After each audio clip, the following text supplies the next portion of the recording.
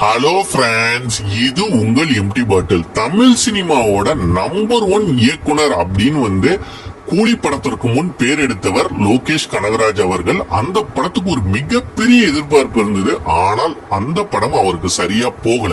இதனால அந்த படம் பெரிய ட்ராலுக்கு உள்ளாக்கப்பட்டுச்சு. லோகேஷ் கனகராஜையும் நிறைய ட்ரால் செஞ்சாங்க.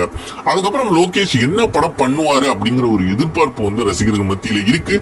Rajinikanth and Kamal Haasan super star மற்றும் உலகநாயகன் இவங்க 2 பேரையும் ஒன்னா அவர் இயக்க போறாருன்னு ஒரு செய்தி வந்தது. ஆனால் அதுவும் நடக்கல. அதுக்கப்புறம் அவர் அமீர் கானை இயக்க போறதா ஒரு செய்தி இருந்தது. அதுவும் என்னாச்சுங்கிறது தெரியல. அதுக்கப்புறம் அவர் யாரை இயக்குனாரு, சூர்யாவை இயக்கிறதுக்கான வாய்ப்பு இருக்குன்னாங்க. கைதி 2 நடக்கிறதுக்கான வாய்ப்பு இருக்குன்னாங்க. சோ தொடர்ந்து அவர் என்ன படம் பண்ண போறாரு அப்படிங்கிற ஒரு ஆன்டிசிபேஷன் ரசிகர்கள் மத்தியிலேயே இருக்கு. இப்ப கூலிக்கு அடுத்தது அவர் இயக்க போற படத்துல அல்லு அர்ஜுன் நடிக்கிறதுக்கான வாய்ப்பு இருக்கிறதா சொல்லப்படுது. அவர் அட்லி படத்துல இப்ப நடிச்சிட்டு இருக்காரு. அந்த படம் முடிஞ்ச உடனே இந்த படம் தொடங்கும் அப்படின்னு சொல்றாங்க.